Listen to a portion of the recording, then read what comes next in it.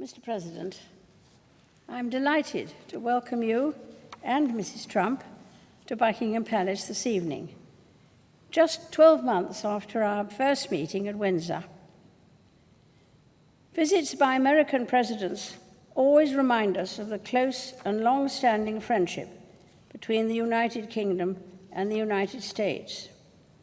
And I'm so glad that we have another opportunity to demonstrate the immense importance that both our countries attach to our relationship.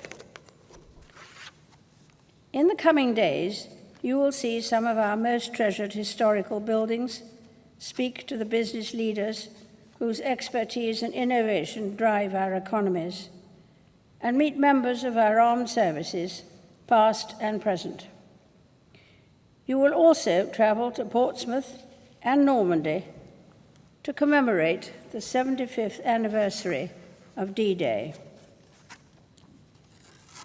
On that day, and on many occasions since, the armed forces of both our countries fought side by side to defend our cherished values of liberty and democracy. Mr. President, in your State of the Union address this year, you paid tribute to some of the American heroes who risked their lives, and we owe an immeasurable debt to the British, American, and Allied soldiers who began the liberation of Europe on the 6th of June, 1944. I paid my first state visit to your country at the invitation of President Eisenhower.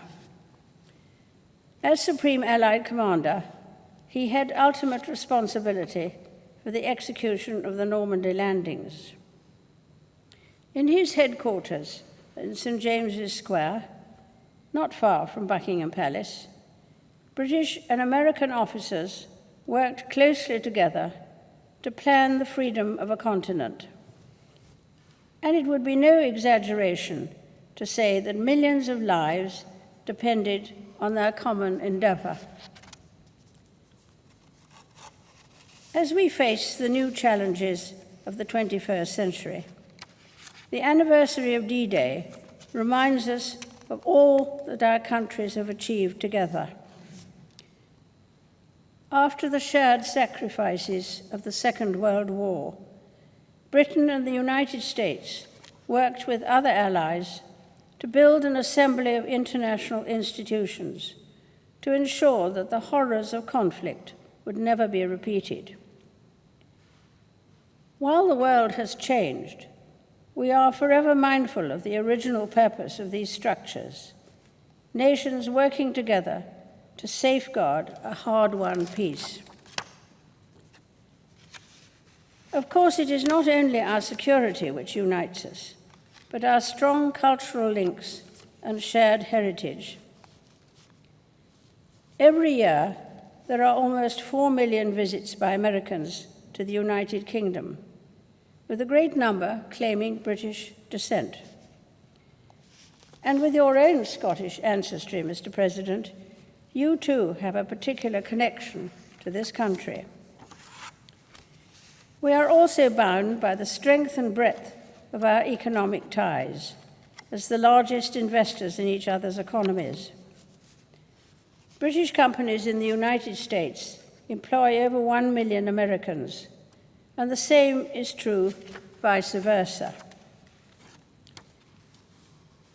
Mr. President, as we look to the future, I'm confident that our common values and shared interests will continue to unite us. Tonight, we celebrate an alliance that has helped to ensure the safety and prosperity of both our peoples for decades, and which I believe will endure for many years to come. Ladies and gentlemen, I invite you all to rise and drink a toast to President and Mrs. Trump, to the continued friendship between our two nations, and to the health, prosperity, and happiness of the people of the United States.